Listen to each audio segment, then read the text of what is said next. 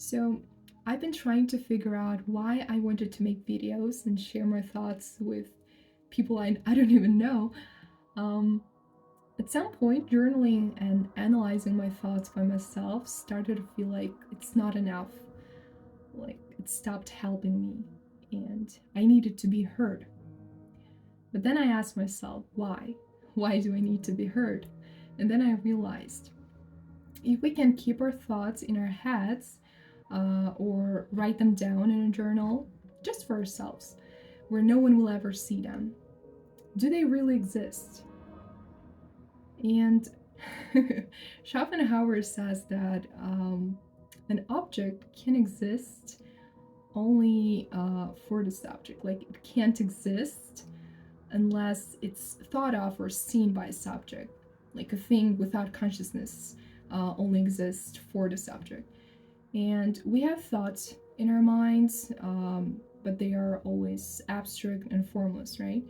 And when we put them into words, they don't always come out the way we meant. And words tend to distort thoughts and ideas. But let's say we manage to express them, write them down on paper, and then lock them away. Like no one sees them, no one knows they exist. Do they exist in any meaningful way?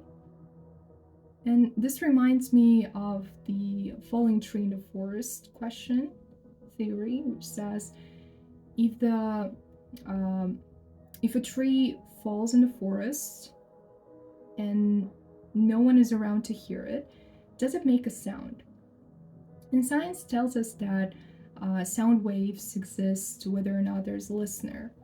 But philosophically, sound only exists when there's a listener, only exists if someone perceives it. Like there's no sound without a listener. It's just moving air molecules, you know? And this brings me back to Schopenhauer in his book, The World as Will and Representation, or Idea. And he saw the world as something that only exists because we perceive it. And if there were no humans on Earth, like nothing would exist, not in any way that matters. And it's an abstract idea, but think about it. If you were the last person on this planet, would creativity still have meaning? Would your thoughts matter? Would there be any point in creating, like making music or writing books or painting or recording videos like I'm doing it now? No, because no one would ever hear them. No one would ever see or read them. And they wouldn't connect with anyone. They wouldn't reach anyone, right? There would be no reason for them to exist. And without that connection, your own existence would start to feel meaningless. Eventually, you would just disappear because there's no point in existing anymore.